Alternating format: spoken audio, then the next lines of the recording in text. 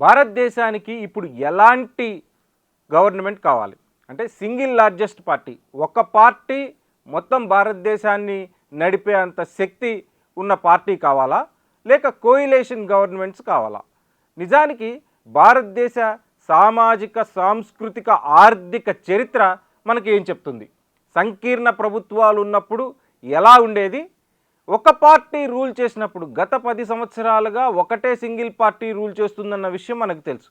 అప్పుడు భారతదేశం ఎలా ఉంటూ వచ్చింది చూద్దాం. నేను చేతన్, మైక్ టీవీ.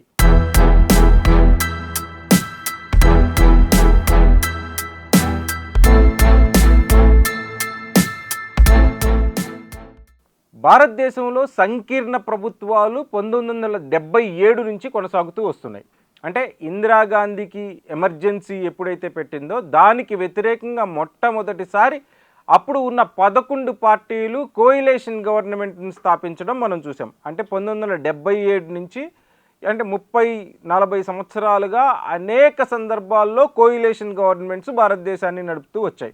70 సంవత్సరాల ఈ స్వతంత్ర భారతదేశంలో దగ్గర 30 సంవత్సరాలు కోయిలేషన్ గవర్నమెంట్స్ ఉన్నాయి. అయితే ఇక్కడ సింగిల్ లార్జెస్ట్ పార్టీ ఒక రూల్ చేస్తున్నప్పుడు ఎలా ఉంటుంది, లేదు సంకీర్ణ ప్రభుత్వం ఉన్నప్పుడు ఎలా ఉంటుంది అనే చర్చ ఇప్పుడు నడుస్తుంది. వాస్తవానికి మనం 2014 నుంచి 2024 వరకు తీసుకున్నప్పుడు బీజేపీకి సింగిల్ లార్జెస్ట్ పార్టీగా అంకెలు కనిపిస్తున్నాయి. ఎన్డీఏ పేరుకి ఉన్నప్పటికీ సింగిల్ లార్జెస్ట్ పార్టీగా బీజేపీనే మొదటిసారి 282 సీట్లు, ఆ తర్వాత 303 సీట్లతో బీజేపీ సింగిల్ లార్జెస్ట్ పార్టీగా క్లియర్ మెజారిటీతో అధికారంలోకి వచ్చింది.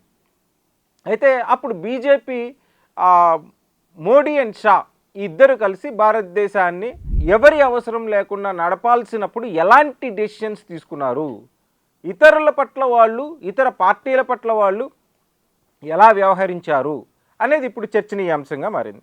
ఇది చాలా సీరియస్ అండ్ లోతైన సబ్జెక్టు. ఎందుకంటే కోయిలేషన్ గవర్నమెంట్స్ ఉన్నప్పుడు భారతదేశ వ్యాప్తంగా అనేక పార్టీలు ఆ కోయిలేషన్ గవర్నమెంట్లో భాగస్వామిగా ఉంటాయి.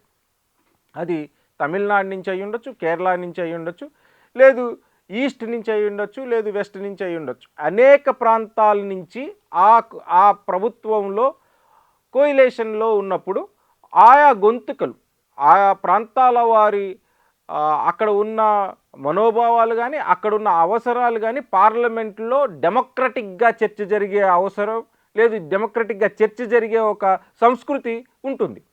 అదే ఒక సింగిల్ లార్జెస్ట్ పార్టీ, సపోజ్ బీజేపీనే తీసుకుందాం. గత 10 సంవత్సరాలుగా బీజేపీ రూల్లో ఉంది. ఆంధ్రప్రదేశ్ని తీసుకుందాం, లేదు తెలంగాణని తీసుకుందాం. ఆంధ్రప్రదేశ్కి స్పెషల్ స్టేటస్ కావాలి అని అడగగలిగిన పొజిషన్లో అక్కడ ఉన్న ఎంపీలు లేరు, లేదు తెలంగాణకి విడిపోయేటప్పుడు ఇచ్చిన హామీల్ని అమలు చేయమని అడిగే ఒక ధైర్య సాహసం ఇక్కడ ఉన్న ఎంపీలకు కూడా లేదు. ఎందుకంటే వాళ్ళకి ఆల్రెడీ క్లియర్ మెజారిటీ ఎప్పుడైతే ఉందో వాళ్ళు వీళ్ళ గొంతుల్ని వినే అవకాశం లేదు.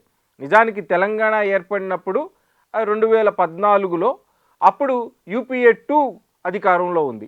యూపీఏ 2 అంటే ఒక కోయిలేషన్ గవర్నమెంట్. అప్పటికి టీఆర్ఎస్ పార్టీ కేసీఆర్కి కేవలం 2 సీట్లు మాత్రమే, టీఆర్ఎస్ పార్టీకి 2 సీట్లు మాత్రమే ఢిల్లీలో ఉన్నప్పటికీ, పార్లమెంట్ లోక్సభలో ఉన్నప్పటికీ తెలంగాణ ఎలా సాధ్యపడింది అంటే ఖచ్చితంగా ఇది కోయిలేషన్ గవర్నమెంటులో భాగంగా ఉన్నప్పుడు ఆ ఉమ్మడి అందరి అభిప్రాయాలు తీసుకొని ఒక ప్రణాళికను రూపొందించే క్రమంలో భారతదేశ వ్యాప్తంగా అందరి గురించి ఆలోచించాల్సిన అవసరము లేదు, ఇండిపెండెంట్గా వ్యవహరించే ఒక మనస్తత్వం పోయి డెమోక్రటిక్గా ఉండే ఒక వాతావరణం అక్కడ కనిపిస్తూ ఉంటుంది.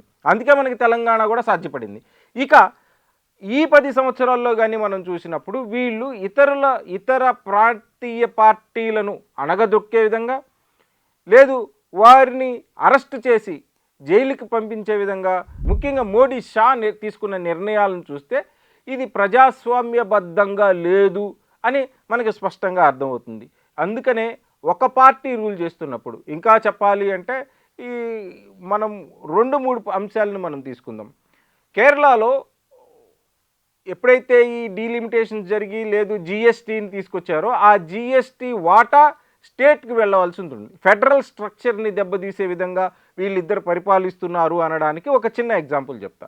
ఎప్పుడైతే వాళ్ళు జిఎస్టీ నిధులను స్టేట్తో కూడా పంచాల్సి ఉంటుందో ఎంత దూరం వెళ్ళారంటే కేరళ అనే స్టేటు వాళ్ళ మీద సుప్రీంకోర్టులో దావా వేయాల్సిన పరిస్థితికి వచ్చింది. మా నిధులను మాకు ఇవ్వట్లేదు, జిఎస్టీ నిధులను మాకు ఇవ్వట్లేదు అనే దావా వేయాల్సిన పరిస్థితి స్టేట్కి కల్పించారు. అంటే ఫెడరల్ స్ట్రక్చర్ని పూర్తిగా ధ్వంసం చేసే ఒక సంస్కృతి ఈ 10 సంవత్సరాల్లో మనకు కనిపిస్తుంది. అంటే ఎందుకు ఈ వాతావరణం వచ్చిందంటే పూర్తిగా ఒక పార్టీకి సింగిల్ మ్యాండేట్ ఇచ్చినప్పుడు ఖచ్చితంగా ఇలాంటి వాతావరణమే ఉంటుందని భారతదేశ రాజకీయ చరిత్ర మనకు చెప్తుంది. అందుకనే ఈ 10 సంవత్సరాల్లో వాళ్ళు తీసుకున్న నిర్ణయాలన్నింటినీ మనం చూసినప్పుడు అది ఆర్టికల్ 370 కావచ్చు, లేదు సిఏఏ కావచ్చు, ఇంకా అనేక బిల్స్ మనం తీసుకున్నప్పుడు వాళ్ళు అన్డెమోక్రటిక్గానే వాటిని పాస్ చేసుకుంటూ వచ్చారన్న విషయం మనకు స్పష్టంగా అర్థమవుతుంది. ఇలాంటి పరిస్థితి పునరావృతం కాకూడదు అంటే ఖచ్చితంగా భారతదేశంలో కోయిలేషన్ గవర్నమెంట్స్ రావాల్సిందే. అయితే కోయిలేషన్ గవర్నమెంట్స్లో ఇంకొక తలనొప్పి ఉంటుంది. కోయిలేషన్ గవర్నమెంట్స్లో బార్గెయినింగ్ ఉంటుంది. నిజానికి అది బార్గెయినింగ్ అని మనం అనలేం. ఆయా రాజకీయ పార్టీలు ఒకచోట కలిసి ప్రభుత్వాన్ని ఏర్పాటు చేయాలి అనుకున్నప్పుడు ఖచ్చితంగా ఆయా సింగిల్ లార్జెస్ట్ పార్టీగా ఉన్నది మిగిలిన పార్టీలను అడ్రస్ చేసే ఒక సంస్కృతి ఉంటుంది. ఖచ్చితంగా అది జరగాల్సిందే. ఎందుకంటే సింగిల్ లార్జెస్ట్ పార్టీగా ఎమర్జ్ అవుతున్నప్పుడు వాళ్ళు తీసుకుంటున్న నిర్ణయాలు భారతదేశ ప్రజలకు ఇబ్బందికరంగా ఉంటున్నప్పుడు కోయిలేషన్ గవర్నమెంట్సే అనివార్యమైన పరిస్థితి వస్తుంది. నిజానికి ఇప్పుడు మోదీ షా గారి గత 10 సంవత్సరాల పరిపాలన మనం కానీ ఒక ఎగ్జాంపుల్గా తీసుకుంటే గత 10 సంవత్సరాల్లో వీళ్ళు చేసిన పనులను కానీ మనం ఒక స్టాండర్డ్ మార్క్గా తీసుకుంటే భవిష్యత్తులో ఇంకెప్పుడు సింగిల్ పార్టీకి మ్యాండేట్ ఇవ్వకూడదు అని ప్రజలకు చెప్పినట్టు మనకు కనిపిస్తుంది. ఒక అర్థంలో మనకు చూపిస్తున్నట్టు మనకు కనిపిస్తుంది. ఎందుకంటారా, రిజర్వేషన్లు ఎత్తేస్తాము, లేదు కాన్స్టిట్యూషన్నే మార్చేస్తాము, లేదు అసలు కాన్స్టిట్యూషన్ ఒక సందర్భంలో ఒక బిల్లు పాస్ చేసేటప్పుడు పార్లమెంట్లో రాజ్యాంగ ముసాయిదాలోని మొదటి ముసాయిదాన్ని పంచేటప్పుడు సెక్యులర్ అనే పదాన్ని తొలగించి వాళ్ళు అక్కడ సభ్యులందరికీ ఆ కాపీలను పంచడం జరిగింది. ఏంటి అని పరిశీలించినప్పుడు ఇది మేము రాజ్యాంగం 1950లో పాస్ అయిన రాజ్యాంగాన్ని, అంటే అమెండ్మెంట్ జరిగిన తర్వాత ఖచ్చితంగా అదే పాటించాల్సి ఉంటుంది.